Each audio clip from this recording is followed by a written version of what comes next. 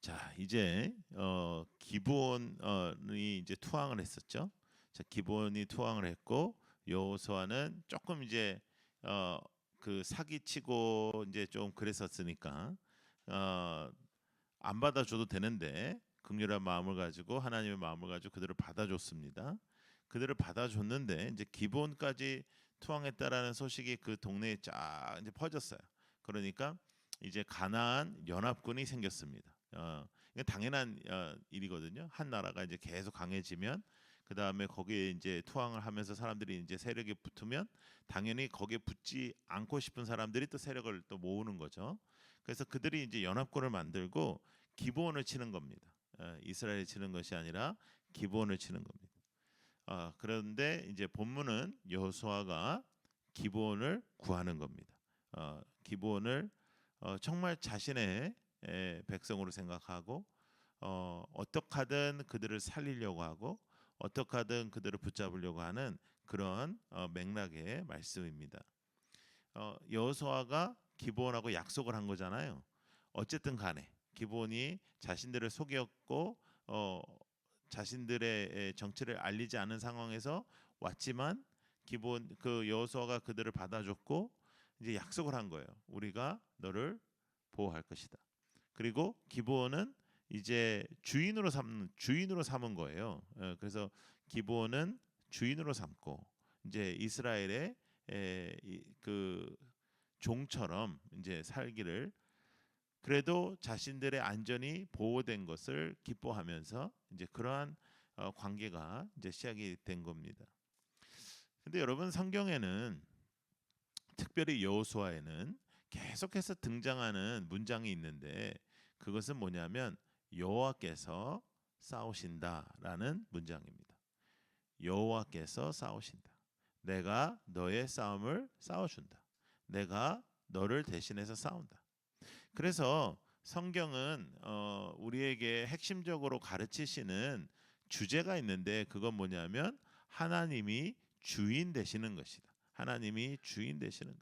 그리고 하나님이 주인 되셨을 때에 우리 안에 일어나는 모든 일들의 행방이 하나님이 주도하시는 것이다 하는 겁니다. 근데 우리는 하나님이 주인 되시는 것도 오케이.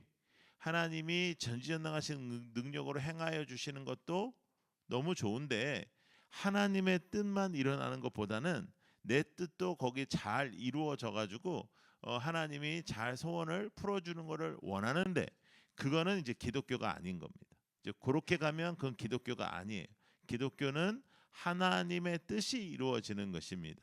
근데 하늘의 뜻은 때로는 우리에게 불편을 가져다 주고 하나님의 뜻은 때로는 우리가 어려워지기도 합니다. 이제부터 우리 이제 라이트하우스 해운대에도 오늘부터 이제 우리는 새로운 시대를 맞는 겁니다. 이제 오늘부터 1부부터 시작하여 우리 4부까지 여러 예배를 통해서 하나님 앞에 영광 돌려야 되고 이제 우리는 또 전도해서 이 자리를 채우고 하나님 앞에 나아가야 되는데 이 상황 속에서 하나님께서 우리에게 원하시는 것이 있다. 하나님께서 우리에게 원하시는 것은 뭐냐면 하나님이 주인 되시는 것이고 하나님이 행하시는 것을 우리는 목격하는 겁니다. 목격하는 것. 우리가 감사의 글들을 여러분들이 써서 벽에 이제 감사의 나무라고 해서 이제 붙였는데 그 여러분 우리가 감사의 조건이 생각해 보면 많아요. 근데 여러분 솔직히 얘기해서 불평불만하려고 들면 그것도 끝이 없습니다. 예. 오늘 마음을 먹고 감사하려고 하면 감사가 막 끝이 없어요. 근데 불평불만하려고 해도 끝이 없어요. 그러니까 인생은 항상 그 갈림길에서 우리가 살아가는 거죠. 그래서 여러분들의 인생을 어떻게 살아가야 될까? 특별히 오늘 처음 교회로 오신 분들은 정말로 여러분들의 인생 속에 하나님께서 원하시는 삶은 무엇인가를 한번 고민해 보셔야 됩니다. 여러분들의 인생에 의미 있는 인생을 어떻게 살 것인가? 우리가 의미 있게 살아야 되는데 어떻게 살 것인가 하는 것이죠. 근데 하나님께서 우리를 위해서 싸우신다. 이것이 핵심 포인트라면 나를 위하여 하나님이 역사하신다는 것을 생각하면서 항상 한계와 어려움을 느끼는 우리들의 인생 속에 하나님의 함께하심을 체험하고 하나님의 함께하심을 경험하는 우리 모두가 되기를 원합니다. 자, 6절부터 8절을 다시 한번 읽어보겠습니다. 6절부터 8절. 자, 읽어요. 시작. 기브온 사람들이 길갈 진영에 사람을 보내어 여호수아에게 전하되 당신의 종들 돕기를 더디게 하지 마시고 속히 우리에게 올라와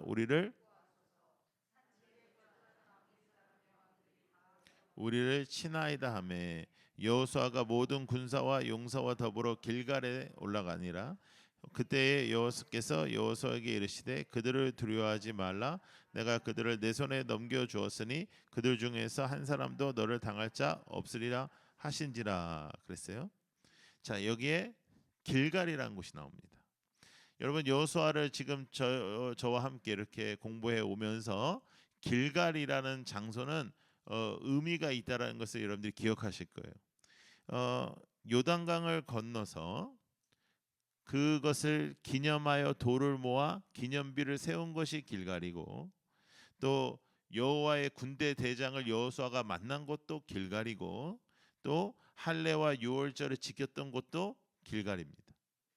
그래서 길갈은 하나님의 은혜가 있었던 것을 기억하는 곳이고, 하나님의 회복을 기억하는 곳이고, 하나님의 만지심을 기억하는 곳입니다. 길갈은 그냥 장소적인 의미보다는 하나님이 우리를 회복시키시고 하나님이 우리를 다시 세워주셨다라는 그런 장소예요. 충전을 의미하고 하나님의 위로를 의미합니다.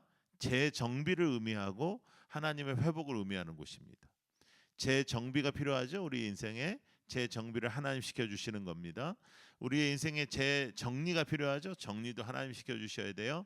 우리들의 인생에 여러 가지 혼잡한 일들 하나님이 만져주셔야 돼요.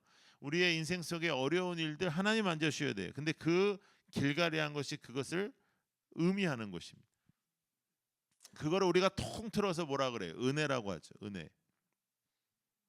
그래서 받은 복을 세어보면 받은 복도 많아요. 근데 은혜가 떨어지면 불평도 많아요.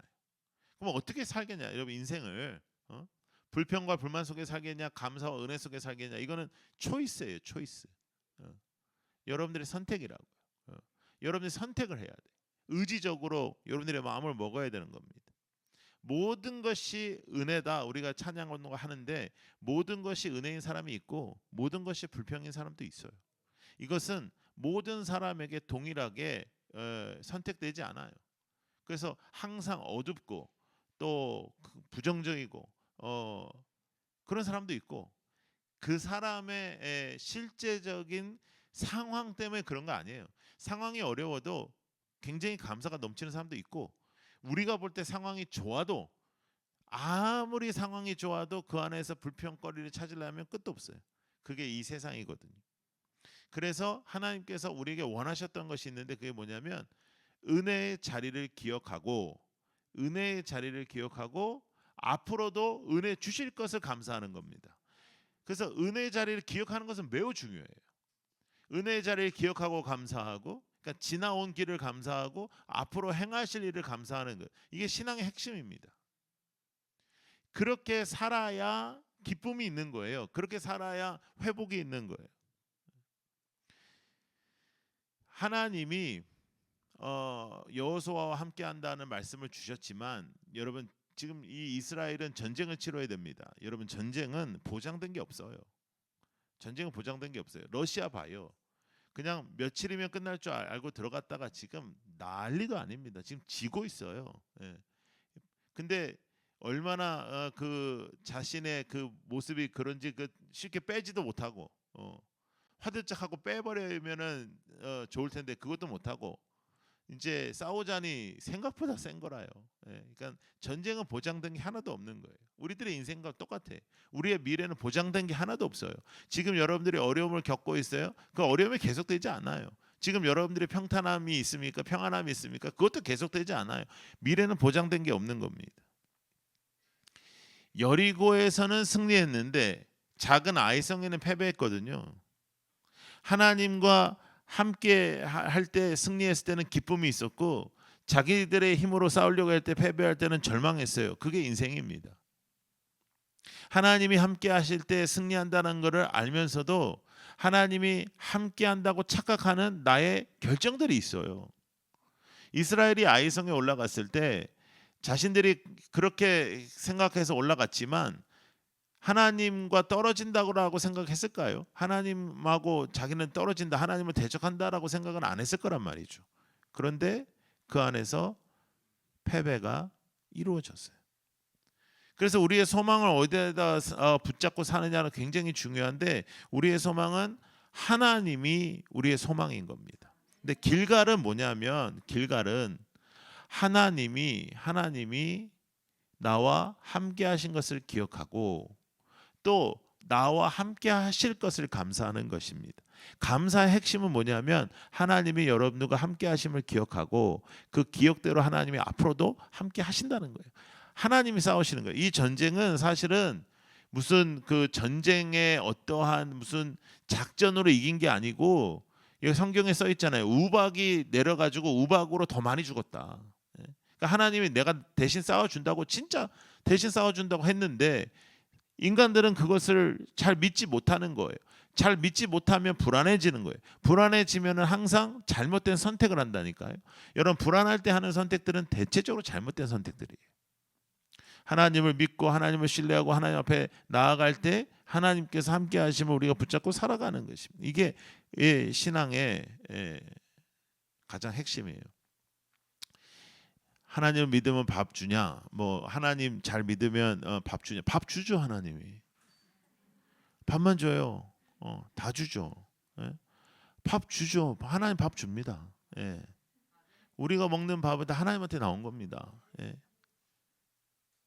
하나님은 밥도 주고 다 줘요. 그런데 그거를 알아 먹어야죠. 그러니까 내가 노력해서 내가 받은 월급으로 산 쌀이다 이렇게 나오면 뭐 그거는 이제 그 다음부터는 그렇게 사는 거고, 이 모든 것이 하나님의 은혜고 하나님이 나와 함께 하십니다 믿으면 모든 것이 행복해지는 겁니다. 모든 것이 좋아지는 거예요. 아름다운 단풍을 보아도 어떤 사람들은 아름답다 예쁘다 이렇게 하는 사람이 있고, 저걸 보니까 꼭 나갔다. 이제 저거 떨어지면 나도 떨어지고 그렇게 나가면 뭐 그렇게 나가는 거예요. 그래서 핵심이 뭐냐면, 키워드는 뭐냐면 감사합니다. 근데 감사의 핵심 워드는 또 뭐냐면 기억이에요. 기억. 하나님을 기억하는 것. 하나님을 기억하는 것. 하나님의 행하심을 기억하는 겁니다. 그래서 소망하는 거예요. 소망하는 것. 그래서 오늘 제목이 뭐예요?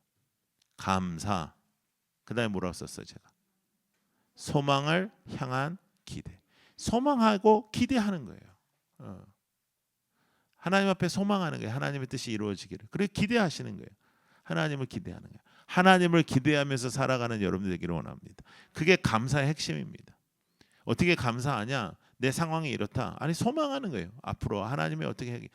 지금 날이 어두우면 어두울수록 하나님께서는 빛을 가져다 주실 것을 믿는 겁니다. 어려움을 당했다? 하나님을 체험하는 기대를 하십시오. 어려움이 있어야 체험이 있는 겁니다. 영웅은 전쟁에 나오는 거예요. 아무리 뛰어난 장군도 전쟁이 없으면 그 사람은 영웅으로 등극하지 못하는 겁니다. 이순신이 그 당시에 일본 애들이 자꾸만 쳐들어왔으니까 저렇게 유명해졌지, 만약에 일본이 안 쳐들어왔으면 이순신은 그렇게 살다가 평화롭게 죽는 거예요. 그러니까 여러분들의 인생 속에 어려움이 찾아오죠. 그 어려움을 하나님을 경험하는 기회다. 하나님을 경험하는 여러분들이 되기를 원합니다. 제가 여러분들에게 자주 드리는 말씀이에요. 고난이 꼭 유익이 되지 않는다. 고난이 감사로 이어지고 고난이 하나님을 경험하는 시간으로 이어져야지 유익이지, 고난 때문에 뒤틀어지고 망가진 사람 많습니다. 고난으로 쓴뿌리 생겨, 고난으로 삐뚤어져, 고난으로 막. 요즘 애들은 별로 안 쓰는 말인데 한 10년 전 청소년 애들이 가장 많이 썼던 말이 뭐냐면 삐뚤어질 거야, 이런 말을 많이 했어요. 그 캠프 때도 저희들이 하면 애들이 이제 줄 서라 그러면 그러면 삐뚤어질까 안 쓰고 막 그래요. 근데 이제 10년 전만 해도 그거 이제 불러다가 뭐라 하면 이게 먹혔는데, 지금은요 아무것도 안 먹혀요. 지금은 그냥 모셔야 돼요. 그냥 모시고 그냥 말도 못 하고 이제 그런 상황이 됐는데, 여러분 하나님 앞에서 삐뚤어지지 마시고, 마음을 삐뚤어 먹으면 안 돼. 그러면 모든 게 다 안 좋아. 감사의 눈으로 보면 다 넘어갈 수 있고요.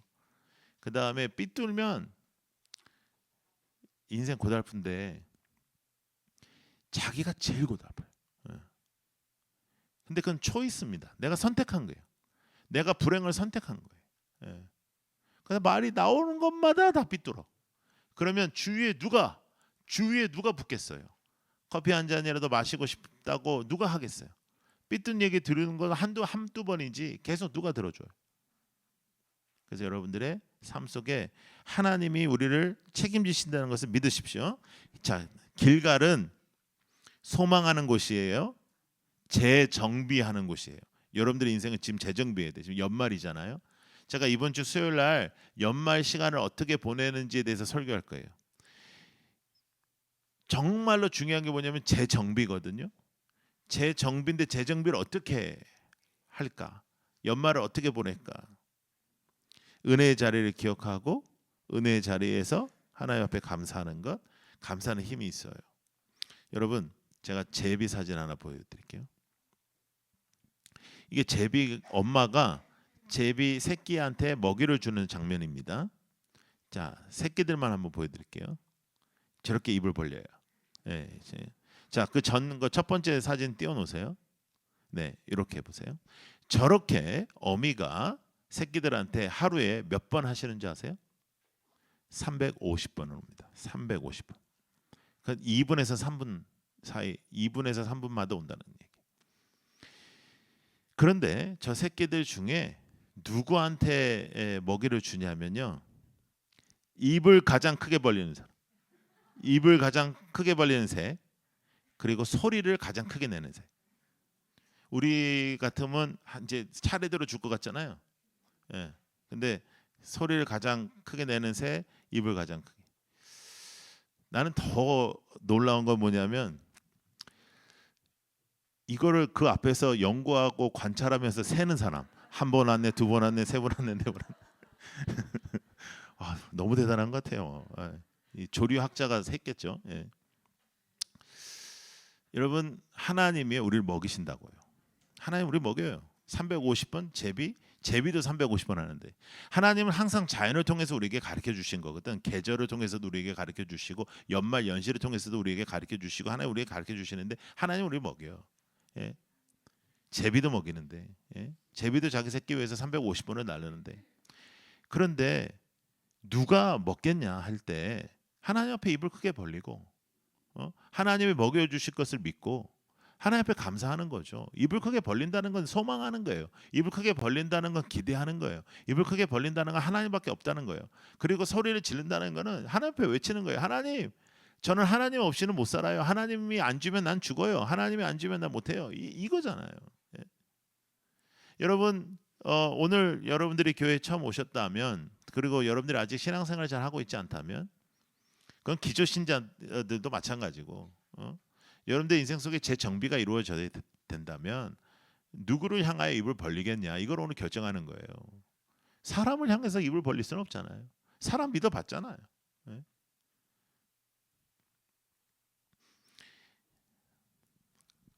나의 아저씨라는 드라마가 있었습니다. 요 근래에 20대에서 40대의 젊은이들이 뽑은 가장 좋아하는 드라마 1위였어요. 이 드라마에 보면 한 여자아이가 등장하는데, 이 여자아이가 너무 어렵고 힘들고 고단한 인생을 사는 거죠. 진짜 고난 덩어리예요. 고난 덩어리. 예. 너무너무 힘들어요. 근데 그 여자애가 이렇게 얘기하는 게 있어요.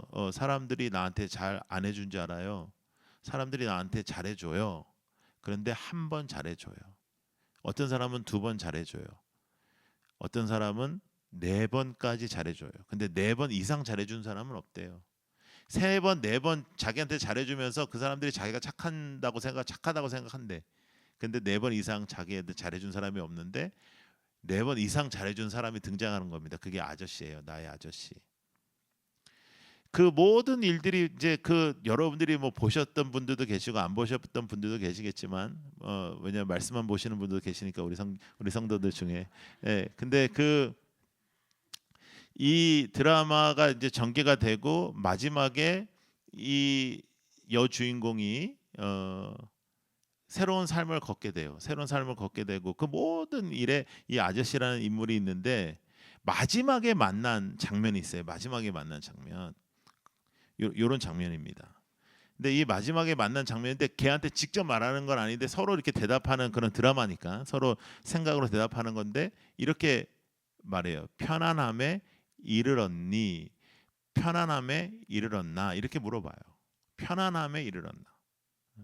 근데 이 드라마에서 이 단어는 굉장히 중요해요. 왜냐하면 단 한 번도 그 아이가 편안하지 않거든요. 단 한 번도 그 아이는 평탄하지 않아. 계속 일이 터져요. 계속 일이 터져. 어, 여러분 인생은요 고단한 인생입니다. 그건 맞아요. 그리고 피곤해요. 예. 그리고 원죄 때문에 우리는 이래야 살고 에덴 동산에서 원래 축제하면서 살아야 됐었던 사람들인데 그런데 그래서 우리가 추구하는 게 있어요. 그게 뭐냐면 위로, 위안, 회복, 그다음에 평탄하고 평안한 거. 하나님은 편안한 거 위의 것을 주세요. 그건 평안입니다. 평안은 영육간의 편안한 거. 여기에서 얘기하는 건 너 인생 좀 편안해졌니? 라고 하는 거지만 하나님의 약속은 영육 내 마음에 있는 모든 것까지 다 평안으로 인도해 주시는 그 핵심적인 축복. 그것은 하나님과 함께하는 것이거든요. 신앙은 여러분들을 평안으로 인도해요. 신앙은 여러분들을 불안하게 인도하지 않아요. 신앙생활 하면서 불안해지면 그것은 심각한 거예요. 기도해야 돼요. 정말로. 그리고 만약에 신앙생활 하면서 불편해지고 불안해지면 그건 상담받아야 되고 혼자서 해결하면 안 돼요. 근데 하나님 앞에서 예배가 온전해지고 회복되고 그래서 예배가 중요한 건데 그래서 예배가 은혜가 안 되는데 그 자리에 지키는 건 미련한 거예요. 그래서 우리가 은혜를 간구해야 되고 여러분들도 은혜를 기대해야 돼. 어떻게? 그러니까 아까 새끼들처럼 제비 새끼처럼 입을 크게 벌리고 소리내고 하나님 앞에 이렇게 해야 되고 하나님은 우리를 먹여주신다. 예. 여러분의 인생의 평안함은 하나님이 주시는 겁니다. 근데 그 평안함의 핵심이 뭐냐면 입을 크게 벌린 새끼의 자세처럼 우리가 감사의 모습으로 하나님을 찬양하는 것이죠. 감사의 찬양을 하는 그 인생에게 하나님께서 먹이를 가져다 주시는 거예요. 또 하나는 제비 새끼들은요 자기 엄마가 갖다 준 거 아니면 안 먹습니다. 아니 하나님이 주시지 않는 거를 먹지 마요. 이 세상의 것에 손대지 말고 아주 쉽게 세상의 것이 나타나면 타협하지 말고 예. 배고파야 될 땐 배고파야 되는데 배고픔을 내 손으로 해결하지 말고 하나님의 인도하심을 따라가는 그런 믿음의 사람. 그 사람은 세상이 감당하지 못하는 겁니다. 저는 여러분들이 세상이 감당하지 못하는 교회가 되기를 축복합니다. 교회는 이 장소가 아니라 여러분이라. 예. 교회답게 살아요. 그럼 감사가 넘쳐요. 감사가 넘치면 평안함이 따라오고 평안함 속에 사람들은 여러분들을 바라볼 거예요. 어떻게 하면 저렇게 살까? 그게 전도가 되는 거죠. 여러분들의 인생 속에 복음의 전파가 이루어지기를 축복합니다. 그래서 그 사랑이 넘치고 그 하나님의 함께하심이 넘치고 하나님의 뜻이 넘치어서 여러분 우리가 새롭게 하나님 앞에 또 새로운 시대를 여는 우리 모두가 되기를 축복합니다. 기도하겠습니다.